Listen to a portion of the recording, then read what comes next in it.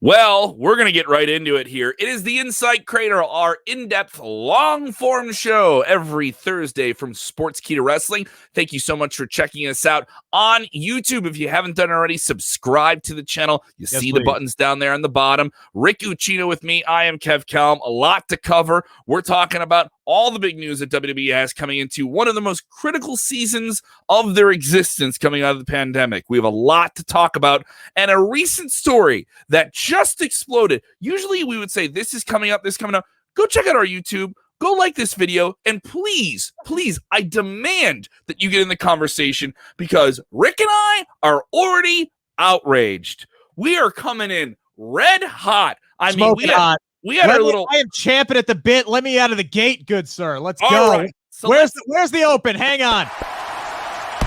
Watch out. All right, watch out. Here it comes. Put it on a tee for me, baby. Let's go. Put it on a tee. All right. Recently, established comedian and writer Kenneth Mobley. I believe I'm saying her name correctly. I hope I am. I've seen her work before. Very, very funny. Has done the Tonight Show. Has written for many, many different things. Good on her. Got a gig writing for WWE. She did an interview with postwrestling.com. Tip of the cap north of the border to Canada's very own Post Wrestling. And in the interview, she revealed a handful of things. That number one, that she didn't have a ton of wrestling knowledge, not a lot, and that she couldn't exactly remember Bobby Lashley's last name. That she knew who he was, and that he was the main figure on the show. Now, this has been widely reported and widely roasted by a handful of people in wrestling media. A lot of people, including people within our umbrella. People whose opinions I respect, and you know what? They're allowed to have their opinions, but I could not be more on the opposite side of this. There are a lot of people, and sorry to cut you off, Kev. There are a lot of people who are dumping on this right away because of this headline. And this is what this is. This is a headline grabber. WWE writer doesn't know who Bobby Lashley is. That's it. And you know what? Most people are reading that headline and they are losing their damn minds today. And it's frankly irritating is what it is. Very irritating. And we want to know your thoughts on this. I know initially there's going to be some people watching this episode, and if you feel this way in the comments, I implore you, that's what this show really is. We get into the engagement, but this one is long form. We go deep. The reaction I've seen to this, based on what you're telling me, is so bubble speak. It is so the island of wrestling. Don't come to the island of wrestling if you don't know wrestling. You can't be in wrestling if you don't know this. This is what's wrong with WWE. I've seen so many people say that. You can't have people that aren't wrestling people involved in this. And then I look at Kenneth's wonderful accolades and the things she's been able to accomplish. I know comedians that have worked with her. I've done stand-up myself. I'm not anyone of note. But Kenneth is a very accomplished comedian on a national level with some real credentials behind her skills.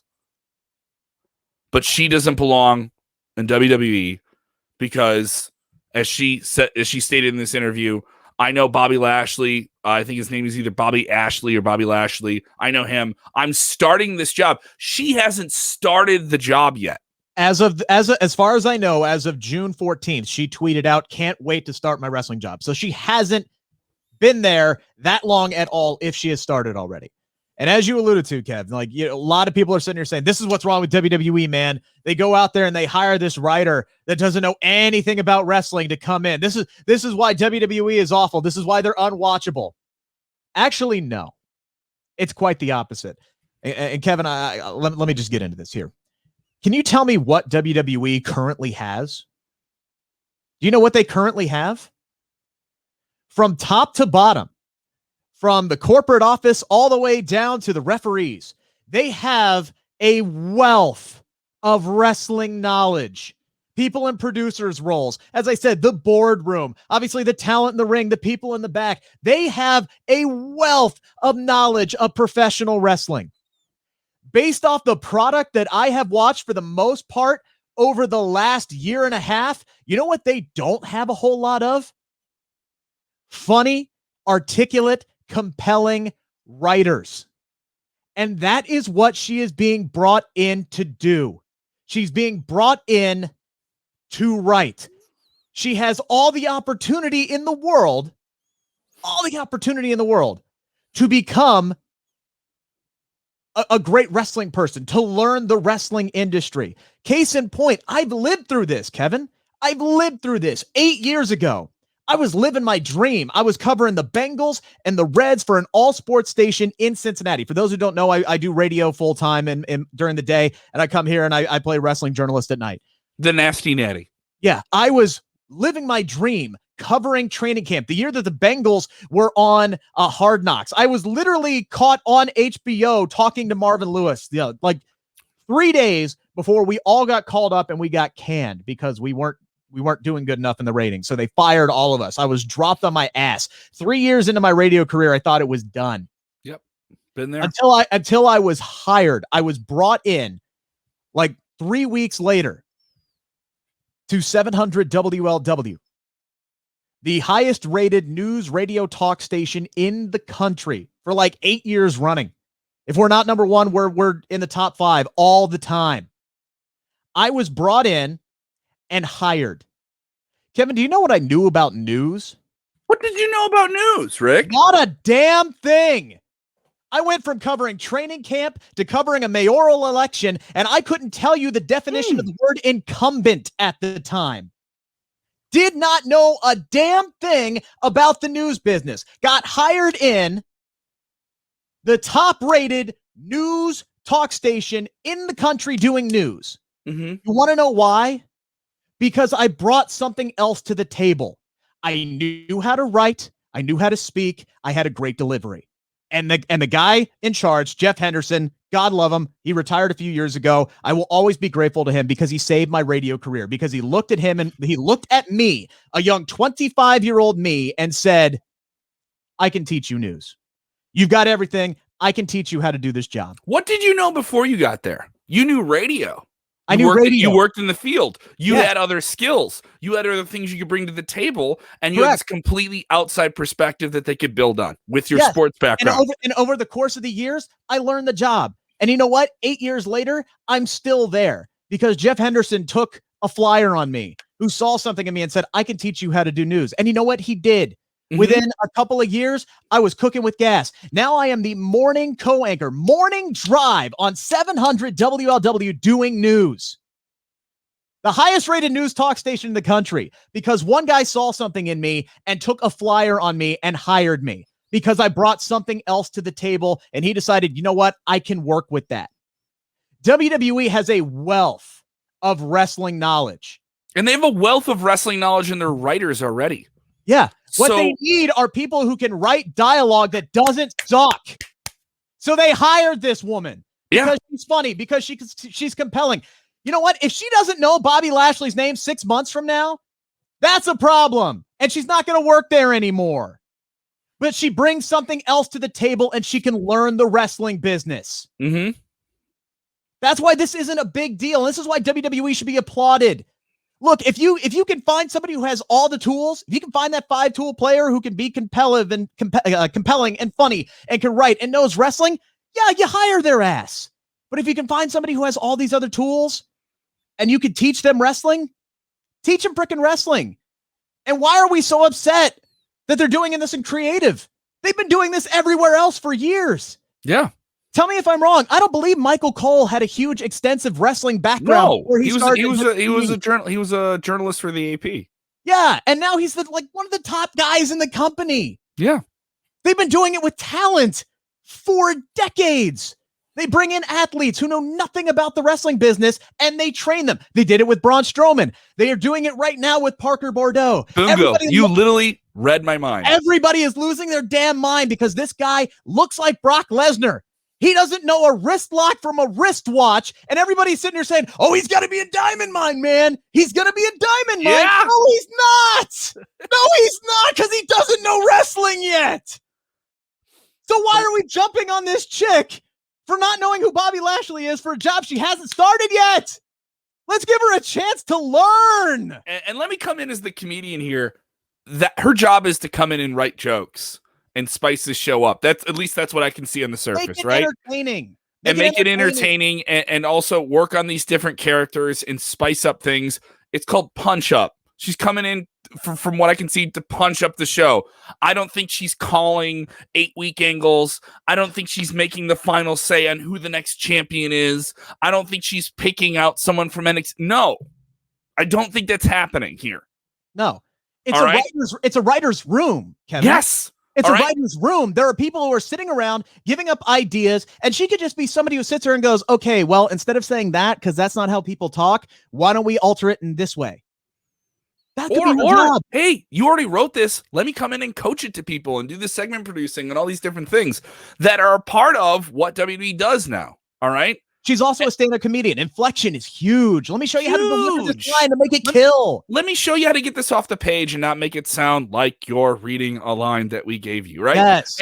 And that is a big, big thing that people talk about now. And guess who can do that? Comedians, guys. You know, great comedian. I can tell you my jokes, but I can perform them in a way where you would never think that I wrote it down. And somebody has to get people to be able to do those things or write in a way that does it. And just to jump on this woman that you don't know, who you've never seen in material before, to go off on her and say, because she doesn't know this, and this is why Vince, and they're out of touch.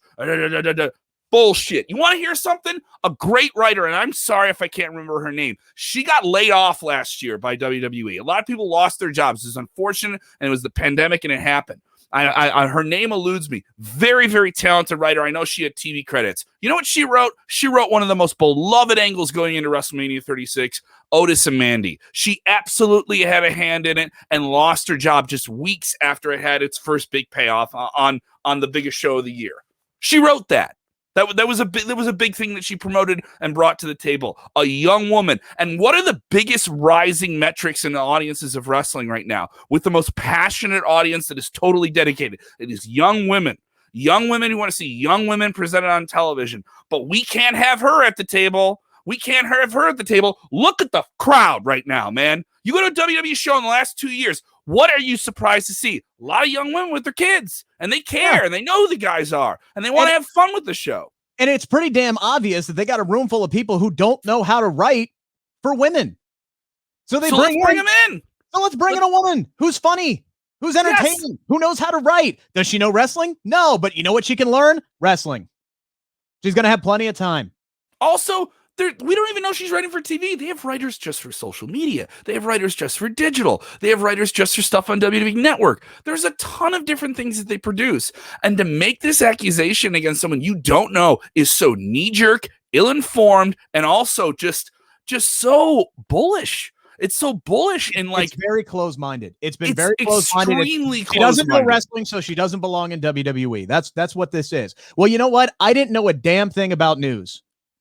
And now I've been working at a news talk station for 8 years, and I am damn good at my job now. I did improv before I did stand-up. And there's a lot of stand-up people like, well, I mean, it goes in reverse. You stand up and then you find your way to improv or vice versa, right? But you end up trying to do both, you know? So if you're a writer and you're a stand-up comedian, maybe you want to try writing for TV, and you go into that world. And it's natural, and it makes sense to people that start to do it. To people on the outside, like, well, how do you do that? How do you? It seems like saying no to something is much more important than saying give it a shot to people. I think almost like they come out ready to find something against somebody. I give WWE credit for this hire. I do. You know, you have a product that needs improving, so you think outside of the box. And you find somebody who you think, you know what? I think this girl can help us. I think she can help us. Maybe she's the missing key, the missing piece to the puzzle. And you know what? If it doesn't work out, it doesn't work out. They've hired people without wrestling, without wrestling experience before, and it is floundered in their face. Everybody, and they've hired comedians before. Everybody remembers Nathan Jones. Maybe. I mean, Nathan Jones was a huge Adman Burke wasn't ready for the job. Great on MLB baseball, not so much on wrestling. Didn't work out. They bring in Jimmy Smith. Everything's cooking with gas now. You make mistakes. You take risks. If they wait around for people who know, if they keep waiting for people who know how to write and both know wrestling, guess what? You're just going to recycle the same people over and over and over and over and over and over again in the business. Let's bring in somebody new who isn't used to the same tropes and same BS and same patterns and rhythms that everybody else does in the professional wrestling world. She doesn't know any of this stuff. Maybe some fresh eyes, different angle could be a good thing for the product. She performed on the Tonight Show with Jimmy Fallon. Like this is somebody who's like toured the country, has written for major TV shows, has done a ton of the major comedy festivals. I'm looking at her credits. She's worked with some comedians I know. I haven't seen any of her comedy, but I'm gonna trust this. This is somebody who earned this opportunity, and to say this is just so silly and just dismissive. You know, this is somebody who's still like, you know, doing everything that they can do in this industry, and so who are you to say these things? And you don't know exactly what her role is. You know what I mean? It's so silly. Right. And, there's another thing we were talking about. If this was a comedian that you know, you'd be like, cool. You'd be like, if this was Patrice O'Neal wrote for WWE for a period of time and then just said, you know, this isn't for me. I don't want to go on the road. And he was very open about it. He's like, it was very wild word. This was in the Attitude Era. Oh, okay, cool. You know, if it was a comedian, you know, a Bill Burr, you know, a top level theater level comic, right? You'd be like, yeah, that's awesome. I'm down for that. And no one would say like, I wish they would have brought in a wrestler, but I know that guy and he's funny. So let's do it. Let's try it. You don't know her and you're dismissing her and she hasn't even started the job yet. They could bring in Tom Segura, who is a noted wrestling hater. They could hire him to be a writer. And I'd be like, okay, because he's going to help the entertainment value because that guy's funny as hell. You don't need to know wrestling. Now, again, she has every opportunity to learn, and I believe she is going to learn. And if she picks up wrestling and can deliver on all the stuff that she was hired for, 4 or 5 years from now, she's going to be top writer on Raw. She will, because she'll be the entire package. It's the same thing they do in baseball. You draft somebody because they have 3 or 4 tools, and you're hoping to develop another one.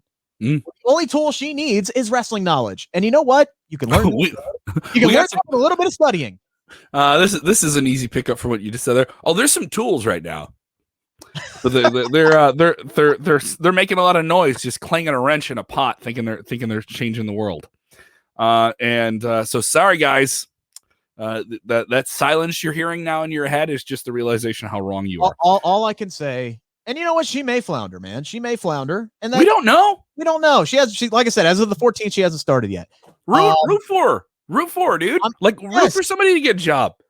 Look, like people react to these headlines and it's very reactionary. It's like, no, you got to look at it. And some people haven't been in the situation that I have. So I'm not going to blame them for making that reaction. It's really easy to have that reaction because I'll be honest, when I first saw that headline, I'm like, oh, well, that's dumb. And then I looked into it. I'm like, okay, well, she hasn't really started yet. She was hired to be a writer. Doesn't know anything about WWE. Well, that's no more different than me. When I was brought in at 700 WLW, I didn't know news. They gave me a shot. I learned it. And I flourished. But we don't want you in our world. We don't want you in our world. We only want the cool kids in our world until you earn it, right? Until you earn it. I didn't know a damn thing about professional wrestling, real wrestling. When I got into this, covering this, you know what I did? I went out and trained for a year so I could better understand the business that I chose to cover because I didn't want to just be one of these smart Mark fans. I wanted to know what the hell I was talking about. And trust me, I know what I'm talking about right here because I've lived it. Oh, dude. I entered a world where I didn't belong and I learned and I adapted. Her one mistake, honestly, was admitting that she didn't know Bobby Lashley's name. Yeah, that's fine. Because it's, you know, fake it till you make it. It's better to. And mind you, we're reading a quote. She could just be joking and being silly about that. Yeah, it's taken out of context. Yes. Yeah, Jim Jeffrey said it best, man. If you read my material, it's a bad read. It's not funny unless I'm doing all the blah that I do. Yeah, reflection, very important. Granted, I have not listened to the interview either. I've been at work all day. I've been reading the headlines. I've been reading the reaction to it, and now I'm reacting. All right, so I'm just saying, keep things with an open mind. And this is no different than me. This is no different from me. For weeks in WWE, I've been bitching about where's Damian Priest. Why is Damian Priest not on Monday Night Raw? We'll talk about Damian Priest. Why is he not on the Money in the Bank ladder match? And we'll get there, but there's always a reason for it. There's always a reason. You might not agree with it, but sometimes there's a very good reason. So always keep that in your mind, folks. We could go on. We're 20 minutes in and we've covered one topic, but I don't care. It was I had things that needed to be said. I'm so proud of you, buddy. So proud of you. You lost some calories doing it. We're going to talk the WWE draft. We will also cover the weird thing that WWE did with the Hell in a Cell this past week on television and on pay-per-view.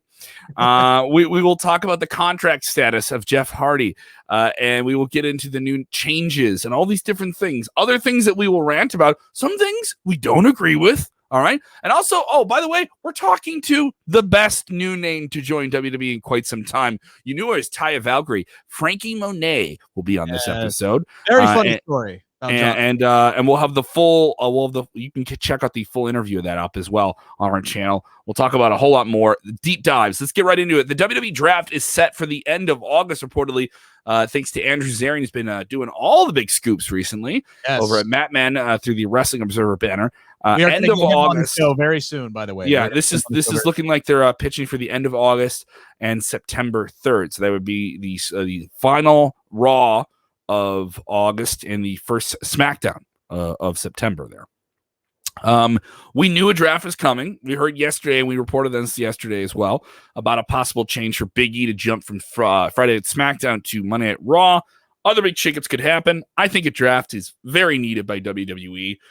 They have a lot of content they put out every week, and they have some, I would say, sort of redundant pairings now in terms of stories and matchups and stuff like that.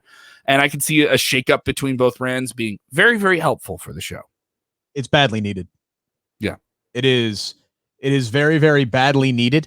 Because already you're running out of challenge. And this is sooner than I thought. I thought they would do this. They're doing this before. They know right after SummerSlam. They know they need a refresh. They know they need a reboot. And Andrew Zarian saying he's telling you today that WWE has big plans for someone who will be switching brands following SummerSlam. That could very, very, very easily be Big E.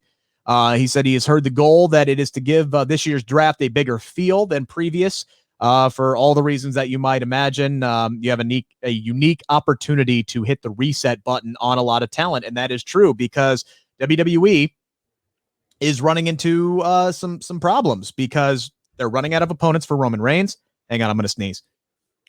I was trying to fight it back. I was trying so hard. You're not going to keep yourself in the writer's room with that. You're sneezing. They're running out of opponents for Roman Reigns. They're already running out of opponents for Bobby Lashley, and they really only have had one since he had it. I mean, after Kofi Kingston, it's like, where do you go? Same thing with the women, though. Rhea Ripley and Charlotte feel sort of played out to a degree. Here's the other thing. They started doing Money in the Bank qualifiers this week. Well, we're going to talk about that. They don't have enough women on SmackDown to do 4 qualifying matches or 2 tag team matches. They don't have a deep enough roster. They have 7 active competitors. One of them is your champion. One of them we haven't seen since WrestleMania. Mia Yim is reportedly on SmackDown, but we haven't seen her on TV. So you're talking about 5 women for 4 spots. What are you just going to do? A battle royal and whoever gets tossed first is out and the other 4 are in? Like, they have some issues. There's a lot of issues. There are no tag teams left on SmackDown for Natalia and Tamina to compete against. Heck, there's only 2 tag teams, period, in the entire women's division. So they got to bring some people up. They got to rotate some people in. Sooner the better for the draft. 100% sooner the better for the draft. First live show is January 16th. That's a Saturday, that's a Friday night SmackDown. And then you have Money in the Bank right after that. And then so the draft is talking about at the end of July or at the end of August there. So, I mean, they're going to be hitting the reset button fairly soon and they need it. This is big. And if Big E is the guy that they're seeing some big potential big push, he might be the guy who knocks off Bobby Lashley in the end. That might be the direction they go. What if Big E's the one who wins the Money in the Bank ladder match? He has the briefcase at the end of Kofi's program with Lashley. Kofi, doesn't get the job done. Big E steps up to avenge his fallen brother. And we may not see Xavier Woods for a while after he got decimated inside Hell in a Cell. What if Lashley takes out Kofi? All of a sudden, here comes Big E with the Money in the Bank briefcase. And this is a scenario that was laid out by John Alba. You can follow him on Twitter, JONALBA. Great for the scoops down in Florida. Very, very good, man. What if Big E comes in and says, all right, here's my briefcase. Let's fight SummerSlam or whenever. Let's say Kofi is the opponent for Lashley at SummerSlam. He can come in and challenge him to the next pay-per-view. Pull the John Cena, but actually be successful. It could be a big thing for Big E. I think a draft totally needed, and it makes complete sense. And you'll also have the big returns later this year. We know that John Cena is on the table. He even said it again last night on the Tonight Show. Another Tonight Show mentioned tonight. And you're going to have The Rock at some point. So you're going to have, I think a shakeup around them is fine. I don't think it's too hard to pull off here. Something that was odd for WWE to pull off this week was Hell in a Cell. I thought the Hell in a Cell pay-per-view I thought this past Sunday, I thought it was a fine show. I actually thought Backlash was a better pay-per-view than this one. They had some solid matches on it. You can't say it was a bad show. I think anyone who's trying to say it was a bad show is really reaching. Questionable, booking. Sure. I could nitpick. But I also think there's this. I'm not going to nitpick. Yeah. Oh, you don't have your tweezers out? I'll get them for you. I don't have my tweezers out. You don't have your tweezers? No, I'm good. I'm not going to nitpick. I could, but I won't. You don't have these bad boys out? There you go. I love that you have fingernail clippers and call them tweezers. I was looking for the closest thing I have. You to be specific for the people on the podcast side of things. Yeah, I was holding nail clippers here. So you have WWE doing the Hell in a Cell, massive, big structure to sell this pay-per-view. Comes up every October. They already have to shake it up because they're coming back to live fans in July. Yeah, let's do Money in the Bank. Then let's move this up. Let's do some different things in the fall. I think most people were okay with that. And I also think Hell in a Cell almost looks better on a closed set in some way. For sure. Yeah. And they got to shoot and do like they did those overhead shots with it. There was some really cool like cinematic, and I'm talking about the actual match in the ring, not a cinematic match. And so they did some different stuff with it. Then curveball thrown you and I are on Thursday. Wish we knew about this. They go and put a Hell in a Cell match on Friday Night SmackDown. Yeah. Then the word is that's on Fox Network, one of W's competitors. They have competing TV partners with each other. They have Fox, and they have NBC, and then they have Monday at Raw and Peacock with USA Network and NBC Universal. The following Monday, they also get a Hell in a Cell match. They did on Friday at SmackDown. They did Roman Reigns versus Rey Mysterio. Very, very great match. Probably one of the best main events that SmackDown has had a long, long time. Really just added even more gasoline to how evil Roman Reigns is. He powerbombed Rey from the ring into the wall of the cell. Let's not forget that happened on free television. We call that the yeet bomb. Yes, the yeet bomb. I'm learning the words. I'm learning the hip, cool words. That's what he did. He yeeted that man. Yes, he was yeeted, yeeted and defeated. Yes. And so that happens. Then there's some talk over the weekend that USA Network representatives were upset that Fox got. Where's our Hell in a Cell match? So then there's a pay-per-view on Sunday. Then there's a Hell in a Cell match on Monday, the following day. Bobby Lashley to work 2. Not advertised. Not advertised. Dropped literally out of the sky. They open up the show. Hell in a Cell is still there. And immediately I'm going, oh my God, they're going to get the make good. That's another radio term. That's where you drop the ball on an ad or something preempts it, and you got to make good. You got to make it up to your advertiser, and you got to give him like 2 extra spots to make up for the one that you missed. And now all of a sudden, here's Lashley. Poor Lashley has to go through Hell in a Cell twice in 24 hours because USA Network is pissed off. And he worked both matches. He didn't just do a light one on the second round. No. Yeah. No. And give Drew credit too, because he took an ass whooping. And he still wrestled the next night. I'm like, dude, Drew, rest your back, man. Don't be a hero, man. You can do. There's no way he slept on his back that night. No. There's no way. There's no way. Not a chance at all. That is not a chance in Hell in a Cell. Did he sleep on his back? That is a side pillow, body pillow night, man, for sure. And so odd thing that WWE did here. I would say the biggest victim in this isn't anyone specifically, because if you did make good with all your TV partners, you did, right? And fans got Hell in a Cell matches on free TV. So I think that's still pretty cool. The Hell in a Cell match, I think, is the biggest victim here. It's a really fun, a special thing that got used very, very quickly when it used to be the be all end all. Remember when this is the wrestling speak, the wrestling bubble thing. It was used before. You would end things there. Like that was it. That was where you knew Mick Foley was definitely going to wrestle one of his last matches because he was going to take on Triple H inside Hell in a Cell back in 2000. And when Edge and Undertaker did a Hell in a Cell, obviously, Foley and Mankind, all those different things, right?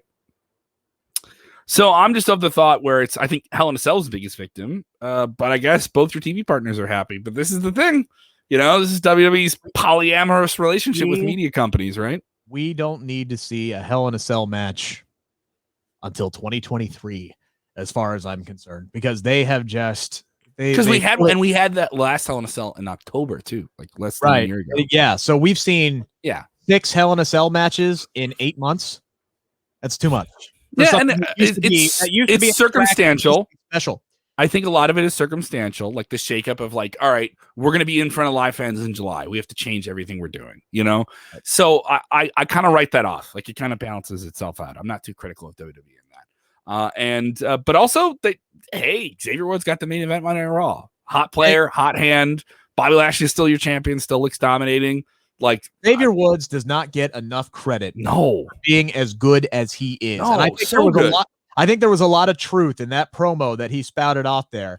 And, you know, he does. And I saw somebody tweet this out. He gets treated like the little stepbrother of the New Day. And it's like, guys, he is just as good, if not better, than Kofi and Big E. He might be the best wrestler out of all three of them. The guy is truly a Renaissance man. He can do it all. He could go on a big solo run all of his own.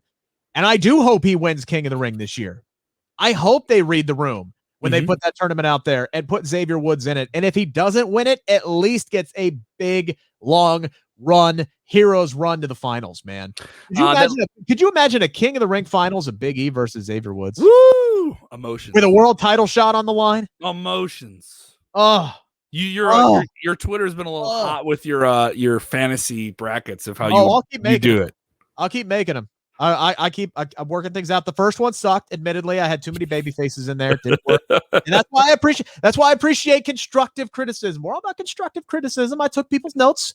I made a second one. You can see both of them right now. Follow me on Twitter at Rick Uccino, RickUcchino. Yeah, and I'm going to keep making them. I'm going to keep making them until I find that perfect bracket. Because now I got to remove Kevin Owens because he's going to be taking some time off. This was the best Raw in quite some time. I saw your Good, Bad, Ugly video, which is up now on the Sportskeeda Wrestling channel. Please go check it out on YouTube. And I agree with you. This is the best Raw I've seen some time. Now, our very own Vince Russo did not agree. He was not fond of this week's episode. And you can watch that episode of Legion of Raw as well. No offense to Vince. He is fully entitled to his opinions. Does that man like anything? I have not, other than Eva Marie, does that guy like anything? Yeah. Good question.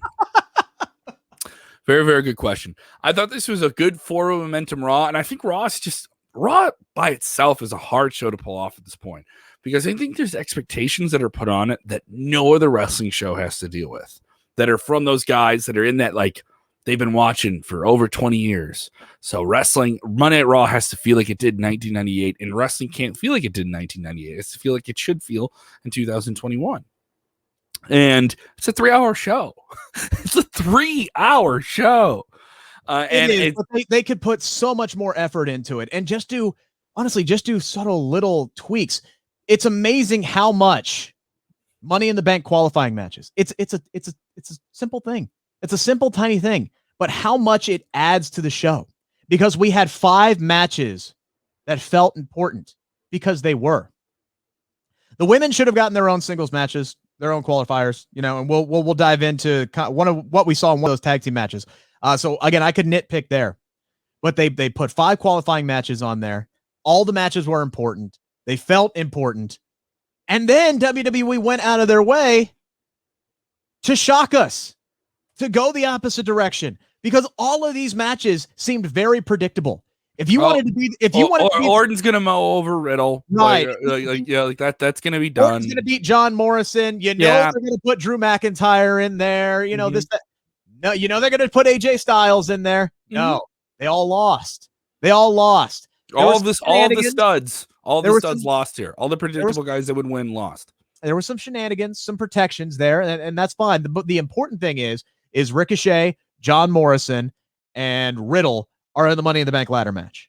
Just based off of those 3 guys alone, there's going to be 5 others added. But off of those 3 guys alone, what they can do in the ring, what they can do in a ladder match, over the moon excited. They pulled the swerve with Eva Marie and Piper Niven. We'll get into that here in a little bit. You figured those 2 were going to go in there. Nope. They made the right call. They put Asuka and Naomi in there. They put Alexa and Nikki Cross in there. All of those were the right decisions. They made all the right booking decisions. Somebody's going to end up getting made in that men's match for sure. Maybe also in the women's match as well. It was great. I thought this week's Raw was upper stratosphere compared to where it has been. Was it perfect? Absolutely not. There's some things that I could hate on, particularly the second chance match next week for the 3 losers of the men's match, because one of those guys is going to go in. I don't think they necessarily needed to go that direction. It's a triple threat, though. I'm a little bit more okay with it being a triple threat, and it's a harder opportunity for them to get through.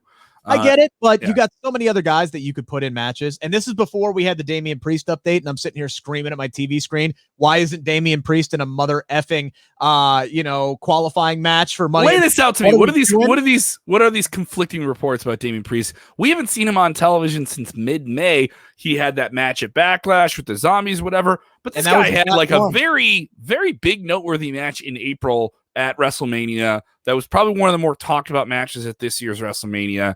And we interviewed him. He went on the record saying that there was a lot of pressure on him to pull that off with Bad Bunny, a non-wrestler in a wrestling match. And he pulled it off in this tag team match against Miz and Morrison.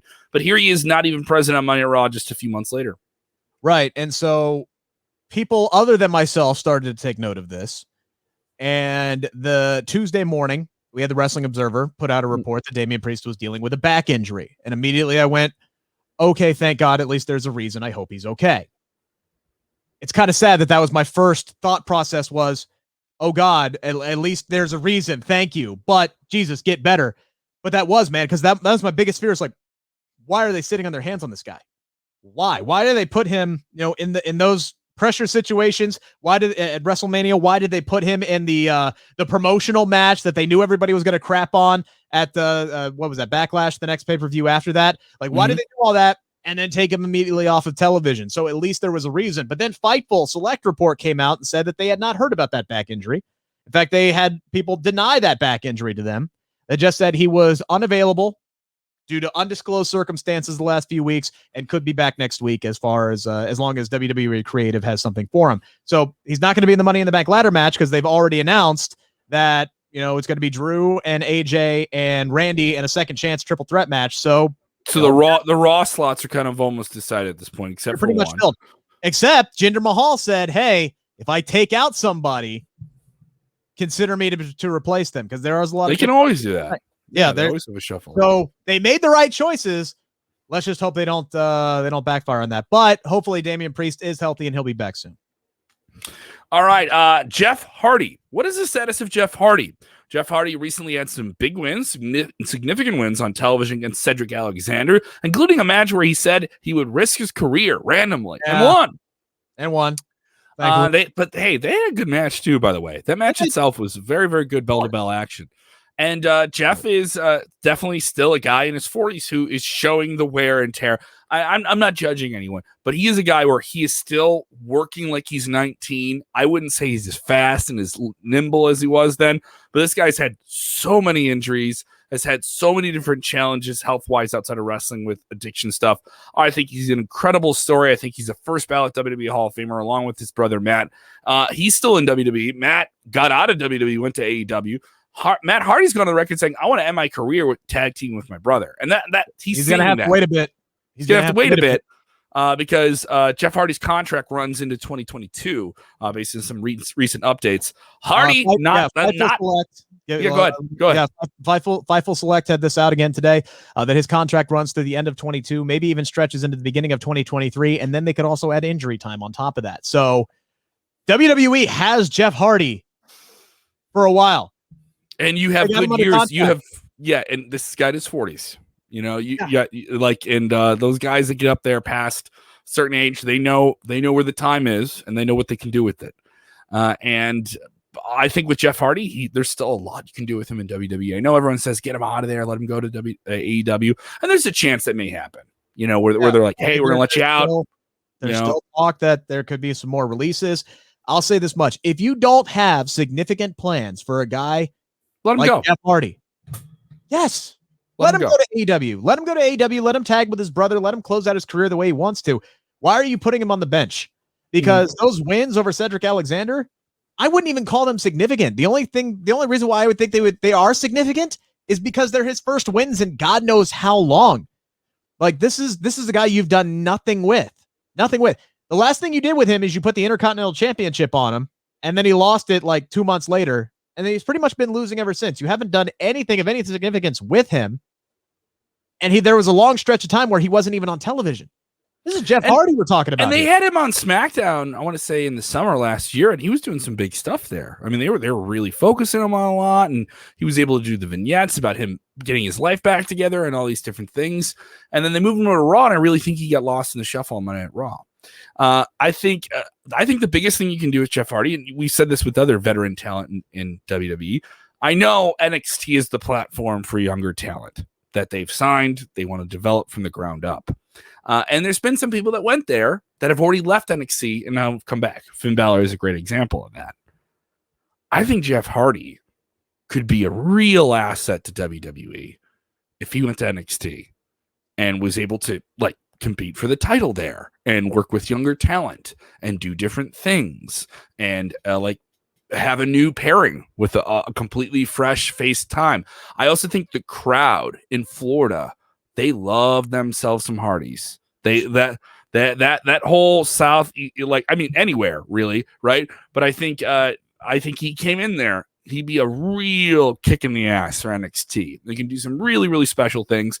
And also he understands the system. He could get, you've heard this before, framing for television in terms of time, getting the camera right. Yeah, and also the style of NXT. I think he'd be really perfect about getting those guys to dial everything in and also getting them to bring their promos out. I don't think Jeff Hardy's the greatest promo. I don't think he'd tell you he's the greatest promo, but he understands how to pull off that melodrama that you need week to week, and that is something that NXT does well, and he does that stuff. He has a good tool with that.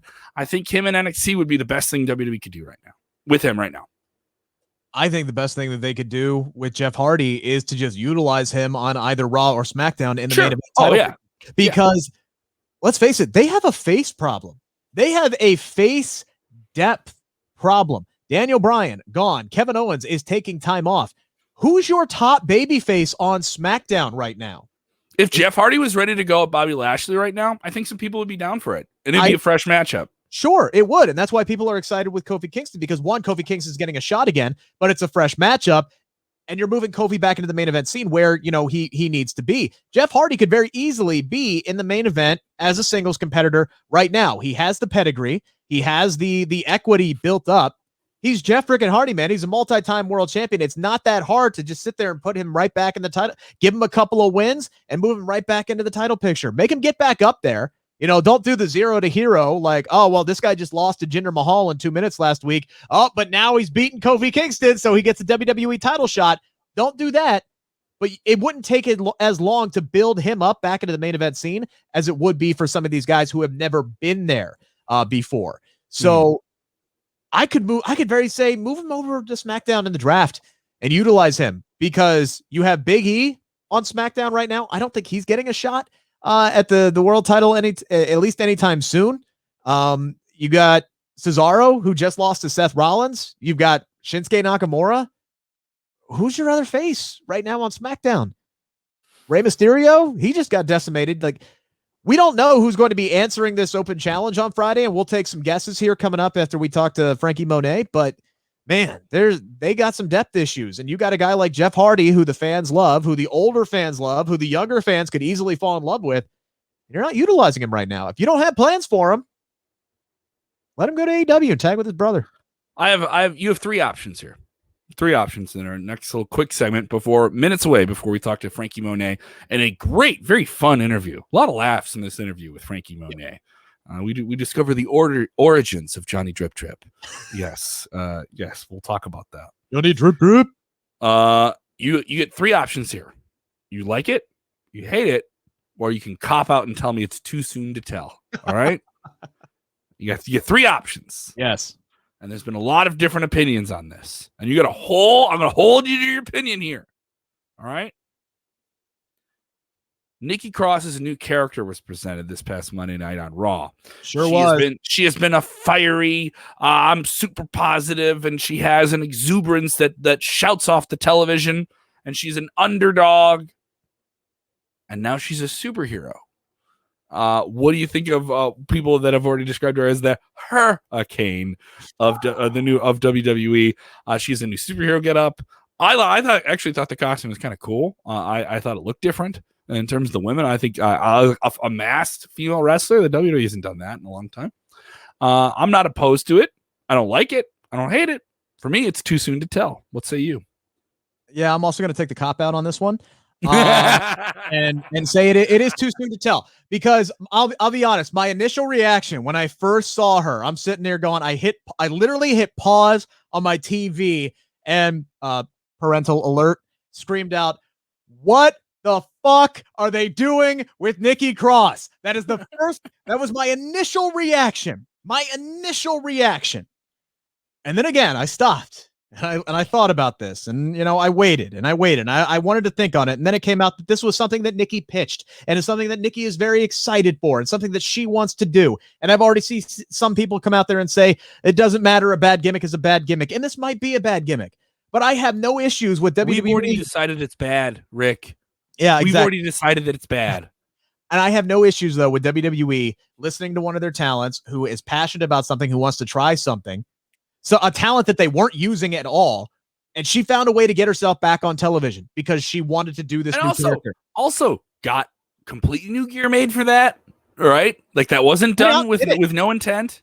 Went out and did it, just like Bray presented this new character, went out and did it, and for a while there, he was the hottest thing in wrestling. But it's always, and this is the only reason why I say it's too soon to tell, because with WWE, it always comes down to the booking. It always comes down to the booking. If they come out and they book Nikki Cross seriously, she actually won a match this week, like legitimately won a match this week. She pinned Shayna Baszler, put herself in Alexa Bliss in the Money in the Bank ladder match. If they book her seriously, if she goes out and wins matches, basically the anti-Hurricane, because Hurricane was all comedy, all gimmick. And he was great at it. Legitimate superhero. That's what they're going to try and go with. She's legit. No, not even that she has superpowers, but she feels powerful in the costume. Yes. She goes out and she wins. That's it. Yes. If she wins matches, legitimately wins matches, goes out and wins Money in the Bank. She drinks the Michael Jordan juice, like in Space Jam. She puts a costume on, and she's inspired. Here's what I would do. You want to establish that Nikki Cross is a serious player. Here's what I do. Nikki Cross wins Money in the Bank. Yeah. That night. And yes, I'm saying this knowing that the last 3 women's Money in the Bank match winners all cashed in within 24 hours. We haven't had anybody hang on to the briefcase since Carmella was the first one to do it, and she was the longest one ever, men or women. That night, after Rhea Ripley defeats Charlotte Flair and retains her title, Nikki cashes in. It's the only thing that makes sense with the way that they built Nikki up into the superhero, because she has been working with both Rhea and Charlotte. So it makes sense. Have Nikki cash in, have her win the Raw Women's Championship. Separate out Charlotte and Rhea from the title, because these two are going to fight for a while, and they should, because these two will work really, really well with one another. They don't need that championship there. Let Nikki run with the title for a while. Give us something fresh there. And title makes the wrestler in this case. Yes. Let Nikki Cross see what Nikki can do with the Raw Women's Championship. Let her wrestle the Naomis and in the front of crowds too. She'll be doing that in front of crowds. Yeah, because who's the baby face in Rhea and Charlotte? Yeah, who's supposed to be the baby face here? I don't know who I'm supposed to root for. I don't know what the fans know who they're supposed to root for. So have Nikki cash in. Especially if that crowd is dead during the Charlotte and Rhea match because they don't know who the hell to cheer for. Here comes Nikki Cross. Music hits. Boom. She wins the title. Massive freaking pop. Charlotte blames Rhea. Rhea blames Charlotte. Those two can fight until eventually they realize they can fight all the way through SummerSlam. Until eventually they realize that they have a lot of similarities with one another and that they should combine their forces, and they team up and they become a badass tag team and they win the tag team titles. Kind of like the Bar did, with Sheamus and Cesaro. That's where I think I would go with that. Give Nikki Cross a chance, see what she can do. And you know what? If it's not working out, it would be very easy to put the title right back on Rhea Ripley. It really would. That's the direction I'm going. And it establishes this new Super Nikki as a serious character and a serious competitor. That's what I would do. All right, and let us know in the comments if you guys are watching on YouTube or Facebook, wherever you're watching the show. Let us know what you think. Give us the like it, hate it, or too soon to tell on Nikki Cross. What do you think? All right. It's fresh out of the box. I like this idea. I think we should do more. Like it, hate it, or too soon to tell in the future. Let's get to our interview with NXT superstar jumping over from Impact Wrestling, one of the biggest free agents that WWE has signed in quite some time. Yeah, she's married to John Morrison, but she is also the longest reigning Impact Knockouts champion of all time. Yep. And has a lot of expectations on her future. No longer Taya Valkyrie, now known on WWE NXT every Tuesday night on the USA Network as Frankie Monet. Love this interview, Rick. Another great exclusive we get from WWE. Let's jump right into it. Yeah, I was going to say real quick, if you want all of that, if you want the entire 16-minute interview in its entirety, and I know I just said the same word twice, go to the Sportskeeda Wrestling YouTube channel and check that out. But for this clip specifically, I had to focus on Johnny Drip Drip. A question that I'm sure is on everybody's mind. Just how much time does John Morrison spend working on those moist-related puns? Listen. If he has to try, I sometimes there's a lot of drip talk. Okay, it's a lot. It's a lot. But he's having the most fun I've seen him have in a long time. So I just kind of just go, okay, yeah. Can you explain the drip thing to me? I don't know if I'm just out of touch. I don't understand what he's talking about when he says that. Okay, I will give you the origin story of Johnny Drip. Okay, yes, please. The origin story of Johnny Drip is about 2 years ago. We were all driving in a car. Me, John, Tessa, and Kiera, after a taping, to go and eat dinner, or like at this, 24-hour diner, something ridiculous in New York. And we were playing Cardi B in the car. Okay. And we're all delusional from lack of sleep and, and all this kind of stuff and being super hungry. And John, I don't know if anyone knows this, but John likes to rap. So he started rapping to Cardi B. And then I believe it was within that car ride that Johnny Drip was born. So it just kind of, I don't even remember who it was that said oh my God, Johnny Drip. And it just became a thing.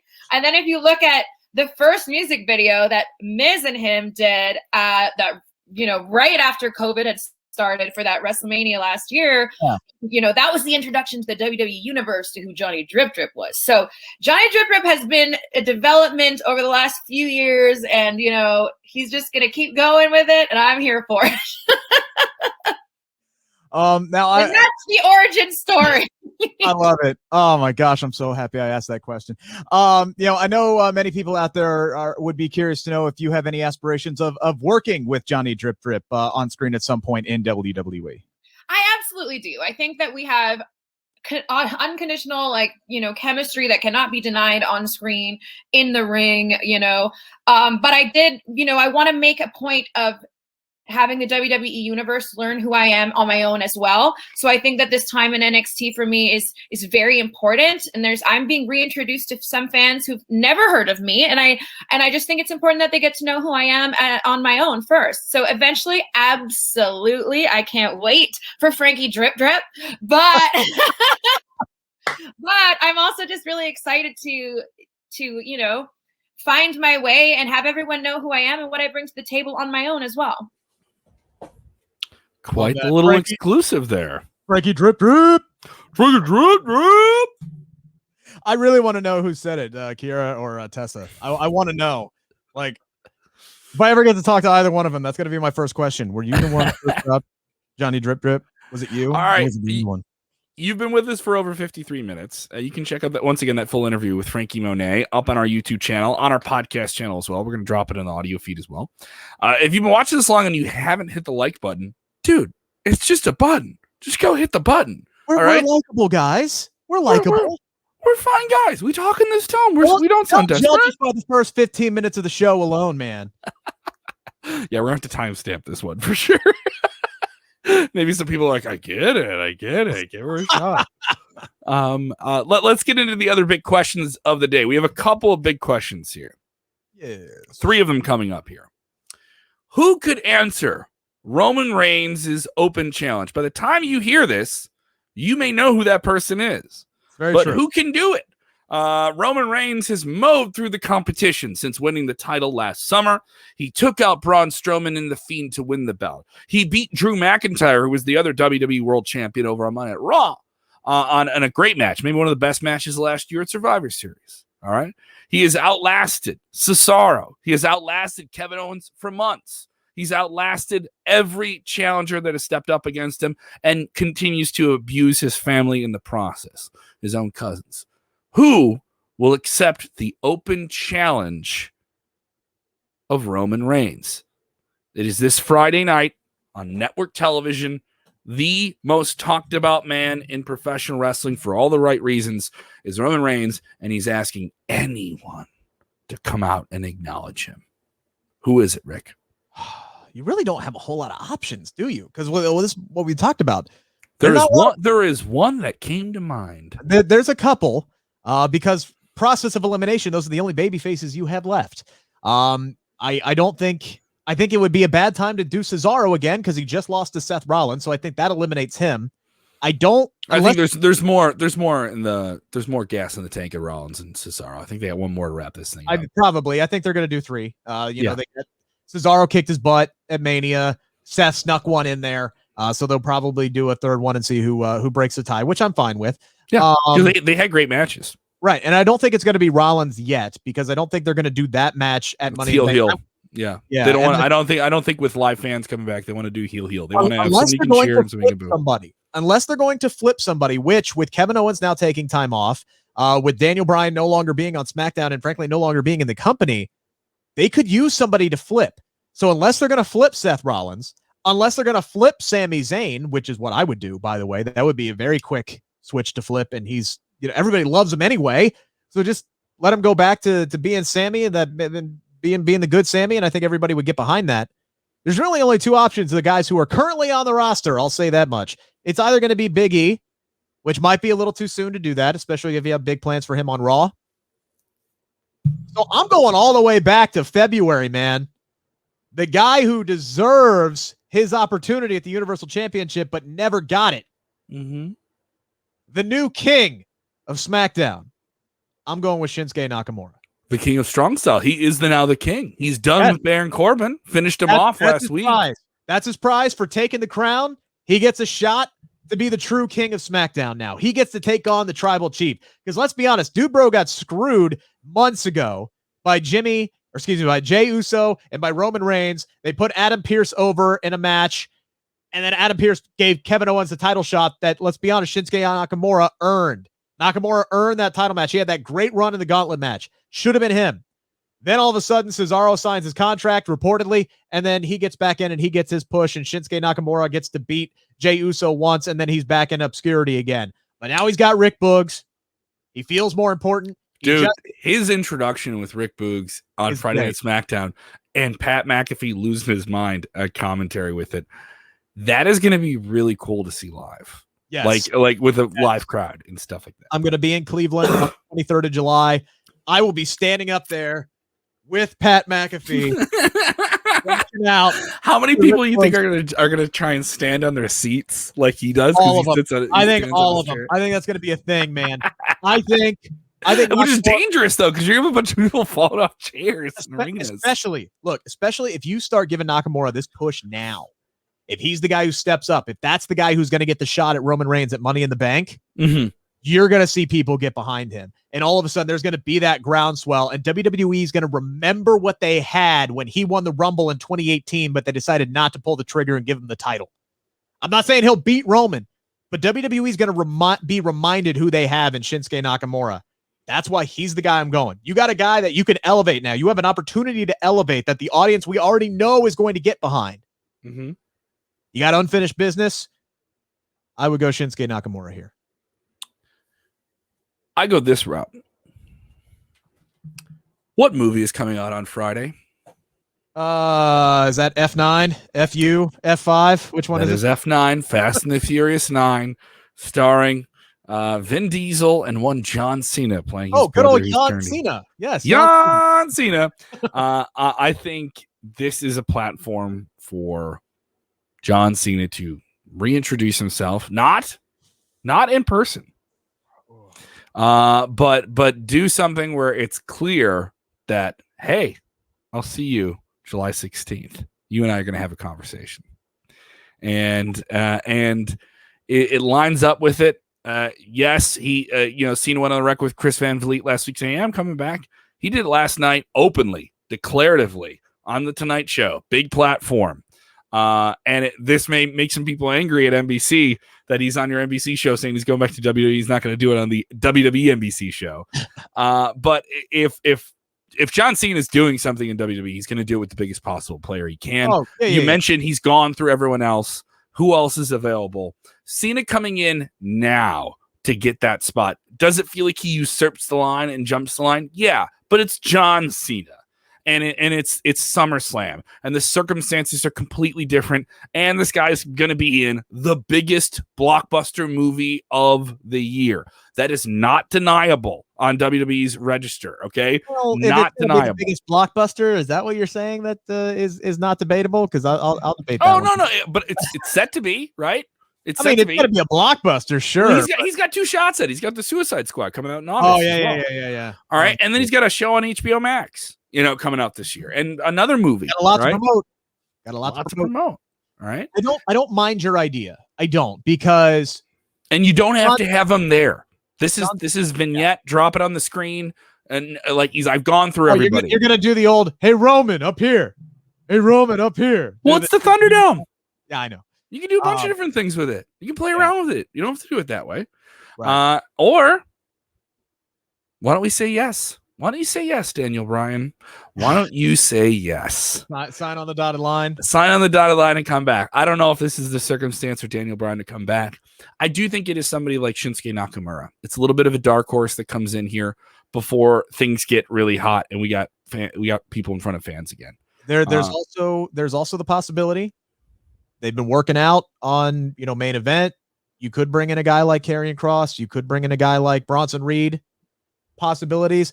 I would hope that they don't bring those guys up yet, just because those are your and go that fast with them, and go like right up to the top with him. I think Karrion Kross, you could go immediate. Yeah, because he has Karrion Kross, you do exactly what you did with him in NXT. You do it on the main roster, and he has that gravity on camera. Also, he's formidable. He's big. He walks in, you can't deny him. He could be a guy who could come in and take out Lashley, and you go, okay, I believe it. What about one of the Usos? I mean, you've had Roman Reigns going off on his cousins, his brothers here for quite some time and browbeating them, and now they all have to fall in line and do his bidding and all these different things. And we saw Jimmy finally get in line with the family order of that. Roman's is the top guy, and you have to protect me. And now where was Jay last week? Jay wasn't on the show. We don't know where Jay is. We don't know where he stands. So maybe I talked to Jey Uso earlier this year. That interview was up on the Sportskeeda Wrestling YouTube channel. Jay said, hey, look, I want another shot at Roman. So maybe we jump down that avenue again where he takes another shot. But I kind of like your idea of John Cena, because we know Cena's coming anyway, right? Like we know he's coming. Throw the curveball. Throw the curveball. Because the predictable thing is that he's going to be there on the 16th, and that's what everyone thinks. They haven't said it. He hasn't been advertised. I would advertise. He's saying I'm coming back. But what I would do is say, I'm John Cena. I'm promoting the Fast and the Furious movie right now. It's out in theaters. Go see it tonight. Go see it this weekend. Have a good time. But Roman, you're not going to have a good time. I'm going to see you July 16th on Friday Night SmackDown. You and I are going to have a little conversation. Yeah. And make it clear, like, I can't be there right now. And then Roman can go like, I see what I'm doing. I'm here all the time. This guy's running off and doing this. And you can go the same I want to see this so badly, because Roman Reigns has come so far in his promo work, because the last time that he and John Cena squared off as, promos. It's called a promo, kid. It's called a promo, kid. Cena schooled his ass. Cena schooled his ass. I want to see how Roman stacks up with him now. And they had a great match too. That was kind of like, and Cena did the post-match interview. He said it was like the passing of the torch type thing. Yeah. Right. So I want to see this. I think it's going to happen. And yeah, I know I've been on the record as saying you close out SmackDown with the surprise appearance of John Cena. If you're going, though, we got a lot of people who are coming back. We got a lot of people who are coming back. We got Edge, who's due back soon, right around the 16th. We know Becky Lynch is on the horizon as well. She's been seen at the Performance Center recently. Thank God. And we know John Cena. Of all three of those guys, the one person that I would advertise is John Cena, because you know True. that's going to bring in the main. What's the word I'm looking for here? Yeah, and I think with the television, God, what a brain fart, Jesus. But I mean, it could change based on the way WWE's been handling things. You know, they added a Hell in a Cell to Friday Night SmackDown last week on Thursday night. You know, so like a John Cena being added to a show could be done Thursday night. I do like that it's an open challenge, that it's a surprise. Hey, you watch our show every week, we're going to give you surprises. And you know, wrestling fans love the back of the skull dopamine explosion that is a surprise. Look, the one thing I'm going to say is, all right, advertise Cena, I don't care. Advertise Edge, I don't care. I don't want to know when Becky Lynch is coming back. Okay. And I don't want to see her before fans show up. I want that music to hit, that dun. I want that fucking thing to hit, and I want the crowd to explode, and I want to see the natural react, and I just want to see her come out and just own the fucking place wherever she is when she pops out. I don't want to see her in the Thunderdome. I don't want to know she's coming. That's the surprise. That's the reward for the live audience, is the man is back. The man comes around. The man comes around to complete the manifest destiny. She is taking over the entire WWE, the entire wrestling landscape, from sea to shining sea, to complete the manifest destiny. That is what I want out of Becky Lynch. Don't tell me it's coming. Make that a surprise. You can advertise Edge and Cena all you want. I don't care. That's going to get your casual audience in there. Surprise us with Becky Lynch. Give us that one for the diehards. Rick, I think we've kind of covered everything. We've kind of covered all of our possible loose ends. I know Kevin Owens going to be on the shelf here. I'll hope the best for him, and then he's healing up all right. And some talk that he's filming some type of new show. So good on him. Whatever that project being is. absent is reportedly, according to the Wrestling Observer, just storyline related. So he's been killing it for a while. So yeah, give him some time off. And cool. And also it comes back fresher, you know? Yeah. He's in WWE for the long haul. He's got at least 3 or 4 years left on his deal. So don't worry, guys. He isn't going anywhere. Yeah, no, he's fine. And we're going to be here every Thursday. We're going to be here every Thursday. A lot of fun stuff coming up on our channel. For those of you that have watched this whole video, wow, this is awesome. Thank you guys so much. Yes. I really, really appreciate that. I think this is our shortest show yet. This is our shortest show yet. We kept this one reasonable. But I do want to let people that know that follow us on Facebook. A lot of our content is going to be shifting. We're going to be doing some different things here in the future.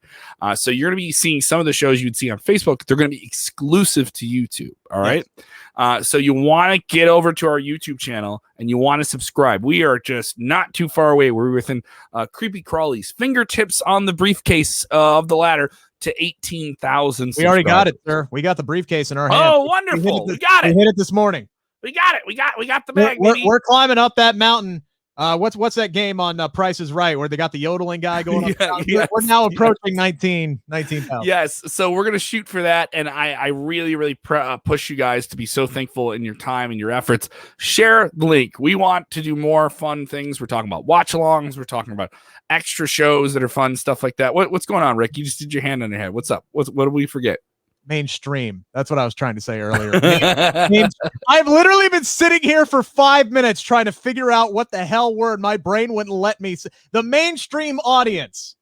God darn it. Not thinking stream to save my ass. All right. You can hear it sitting here just trying to think of whatever that word was. And finally, your light bulb went off my head. You can hear that this sharp master of words can be heard every morning on WLAW in Cincinnati, Ohio. Obviously, I do better with scripts than I do thinking of words off the top of my head. All right, so he's definitely busy with that. Also, check him out on Smack Talk Friday nights with Dutch Mantel. Right after SmackDown, we'll know. You'll react to that right away. Some great stuff with him. Vince Russo joining us every Monday night after Monday Night Raw. Exclusive interviews every Tuesday with Unscripted. We just dropped a new episode with Dr. Chris Featherstone. The great drama king, Matt, is on that show. You can also, know him as Aiden English. Very shout out Columbia College alum, fellow Columbia College alum. in English. Go check those out. Fresh episodes up for you. We have some big interviews. Frankie Monet is on there. Bobby Lashley did an interview with us prior to Hell in a Cell. Some great talk to him about that potential Brock Lesnar match that he wants. So many delectable, audible, visual things for you to consume from Sportskeeda Wrestling. If you haven't done already, you have your phone. Maybe you're watching this on your phone. Download the Sportskeeda app. We have our own app. It is available in Google Play and iTunes. We also have a Sportskeeda Wrestling specific app as well with all of the articles. You don't have to go clicking around. Everything in one click, one thing on your phone. All right. It is all right there. Go get the app if you can. And thank you guys so much for supporting what we're doing. I'll be busy with comedy things. I think I'm playing like 4 or 5 different clubs next week. So it's going to be really, really cool. And I'm very patient people in my life. So thank you for that. You can check out my comedy stuff on my Twitter right now at Kev Kellam. That's KEVKELLAM. Rick, where they follow you? They follow you on the Twitter machine where you're posting these King of the Ring theorized fantasy boards. Yes. I will be keeping those King of the Ring fantasy brackets coming in hot. They are coming in hot. I'll be doing at least one a week. Also, all the first exclusive clips from my interviews.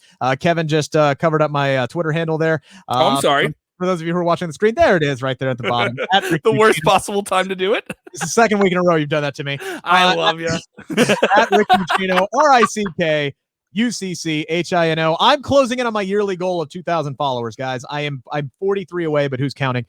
Please follow me. I would really, really, really, really, really, really appreciate it. I love you forever.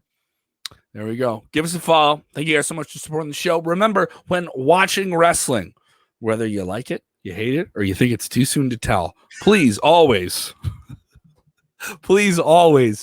enjoy wrestling. Come back for Cop Out next week.